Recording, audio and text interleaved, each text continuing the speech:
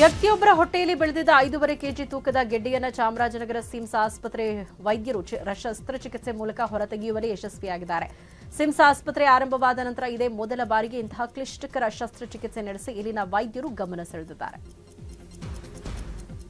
ಸುಮಾರು 40 ವರ್ಷದ 1.5 ತಿಂಗಳ ಹಿಂದೆ ಹೊಟ್ಟೆ ನೋವು ಅಂತೇಳಿ ನಮ್ಮ ಆಸ್ಪತ್ರೆಗೆ ಚಿಕಿತ್ಸೆಗೆ ಬಂದಿದ್ದಾರೆ.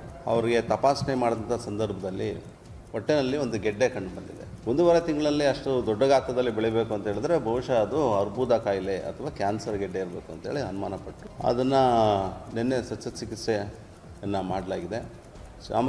ಚಾಮರಾಜನಗರ ವೈದ್ಯಕೀಯ ವಿಜ್ಞಾನ ಸಂಸ್ಥೆ ಬೋಧನಾಸ್ಪತ್ರೆಯ ಶಸ್ತ್ರಚಿಕಿತ್ಸೆ ಮತ್ತು ಅರವಳಿಕೆ ತಂಡದ ತಜ್ಞರ ತಂಡ ಈ ಗೆಡ್ಡೆಯನ್ನು ತೆಗೆಯುವಲ್ಲಿ ಯಶಸ್ವಿಯಾಗಿದೆ ಮತ್ತು ಅದನ್ನು ಉಡುಪಿ ಜಿಲ್ಲೆ ಕಾರ್ಕಳದ ಗಾಂಧಿ ಮೈದಾನದಲ್ಲಿ ನೋಡ್ತಾ ಇದ್ದಂತೆ ಭಾರಿ ಪ್ರಮಾಣದ ಸುಂಟರ ಗಾಳಿ ಎದ್ದಿದೆ. ಪ್ರಾಕೃತಿಕ ವಿದ್ಯಮಾನ ಕಂಡು ನಿಮ್ ಕ್ರೆಡಿಟ್ ಸ್ಕೋರ್ ಕಡಿಮೆ ಇದ್ರೆ ಬ್ಯಾಂಕ್ ಸಾಲ ಇರಲಿ ಮದುವೆ ಆಗಕ್ಕೆ ಹುಡುಗಿ ಕೂಡ ಕೊಡಲ್ಲ. Credit score improve ಮಾಡ್ಕೋಬೇಕಾ?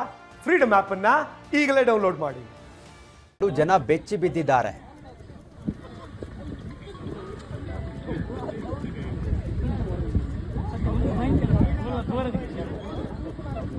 ಹಲೋ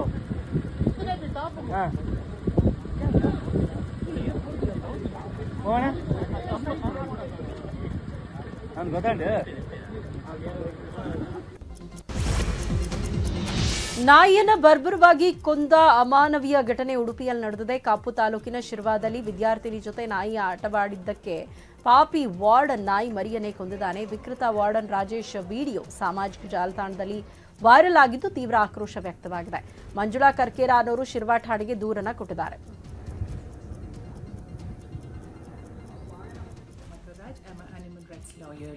ನಿನ್ನೆ ಉಡುಪಿ ಬಂಟಕಲ್ಲಲ್ಲಿ Shri Madhva Vadiraja Institute of Technology and Management ಅಲ್ಲಿ ಹಾಸ್ಟೆಲ್ ವಾರ್ಡನ್ ರಾಜೇಶ್ ಹಾಗೂ ನಾಗರಾಜ್ ಅಂತವರು ಒಂದು ಚಿಕ್ಕ ಮರಿಯನ್ನು ಗೋಣಿಚೀಲದಲ್ಲಿ ಹಾಕಿ ದೊಣ್ಣೆಯಿಂದ ಹೊಡೆದು ಕೊಂದಿದ್ದಾರೆ.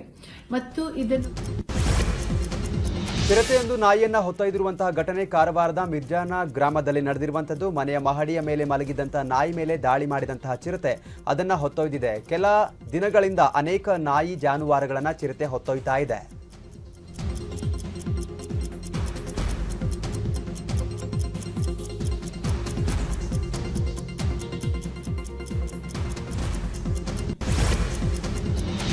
ಜಮ್ಮು ಮತ್ತು ಕಾಶ್ಮೀರದಲ್ಲಿ ಭದ್ರತಾ ಕಾರಣದಿಂದ ನಿನ್ನೆ ಸ್ಥಗಿತಗೊಂಡಿದ್ದ ಭಾರತ್ ಜೋಡೋ ಯಾತ್ರೆ ಅವಂತಿಪೋರಾದಿಂದ ಪುನರಾರಂಭ ಆಗಿದೆ. ಇಂದಿನ ಯಾತ್ರೆಗೆ ಪಿಡಿಪಿ ಮುಖ್ಯಸ್ಥೆ ಮೆಹಬೂಬಾ ಮುಫ್ತಿ ಅವರ ಪುತ್ರಿ ಇಲ್ತಿಜಾ ಮುಫ್ತಿ ಸೇರಿ ಅನೇಕರು ರಾಹುಲ್ ಗಾಂಧಿಗೆ ಸಾಥ್ ನೀಡಿದರು.